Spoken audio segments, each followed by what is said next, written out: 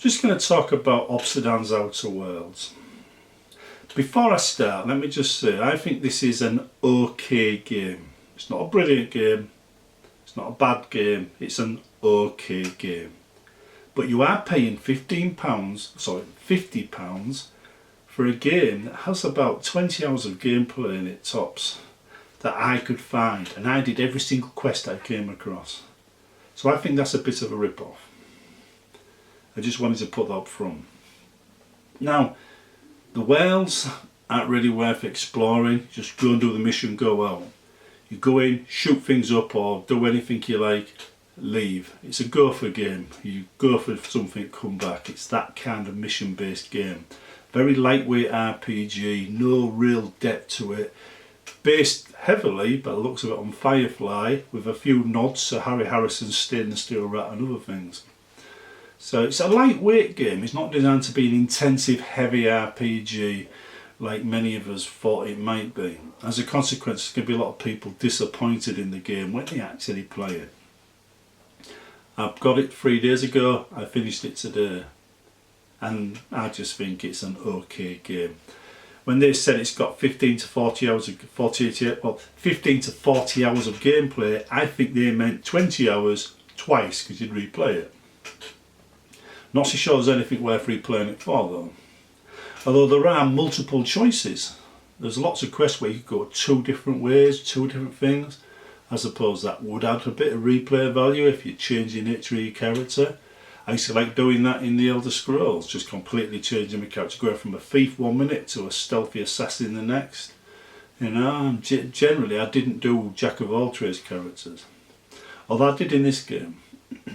You can play through most things multiple different ways. You could be, you know, a diplomat. You could talk your way out of everything. There's options there in every single part I came across. They did a good job in that area. Says you could shoot your way out of everything. There's a few cities I wouldn't mind laying waste to, simply because there was nothing else to do in them. So there's definitely a reason for building your character a certain way. You will benefit. Now, building a sniper, I'm not really seeing the use for a sniper in this game because there are certain situations where a sniper couldn't do any work. However, you could build him as a sniper diplomat, so you could either talk or shoot your way out, from a distance preferably.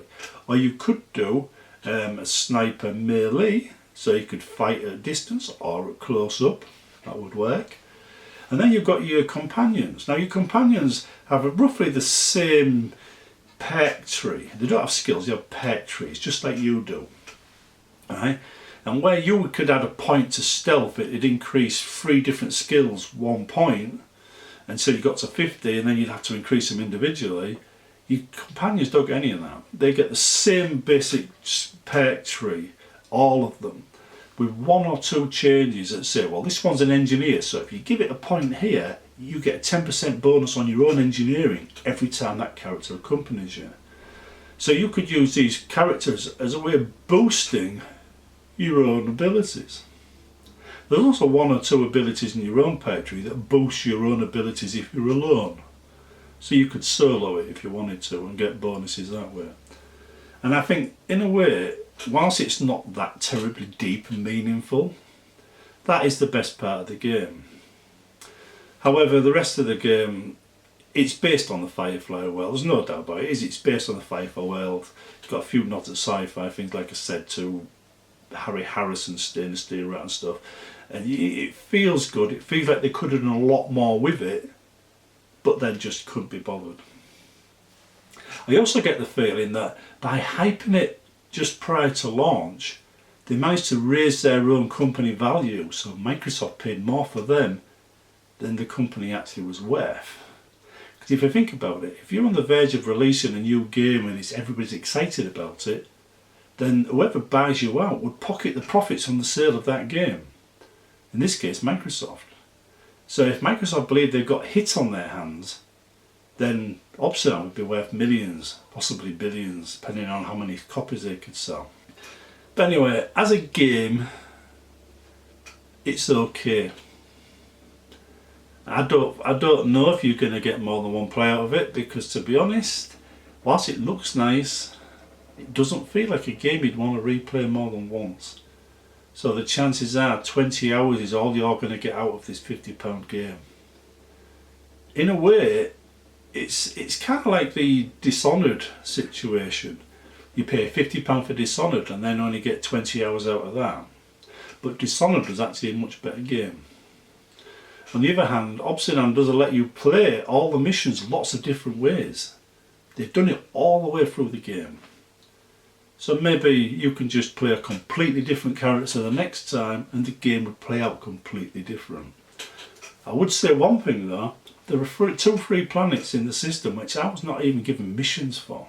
And I accepted every single mission I came across. So I don't know what's going on there. Either they're DLCs in the future, or you've got to have a certain character to unlock them as missions. If so, then that's probably going to be interesting.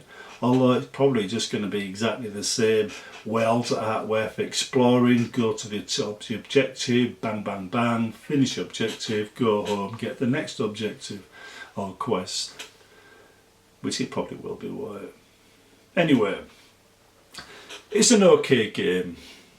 I wouldn't particularly say go and buy it for £50, probably wait for the sales. If you do get it and you like science fiction, you like the little nods to things like Harry Harrison and whatnot on Firefly, you might enjoy that a little bit. It's always nice to see.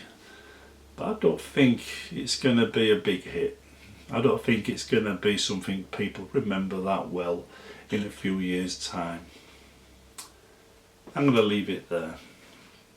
See you next time.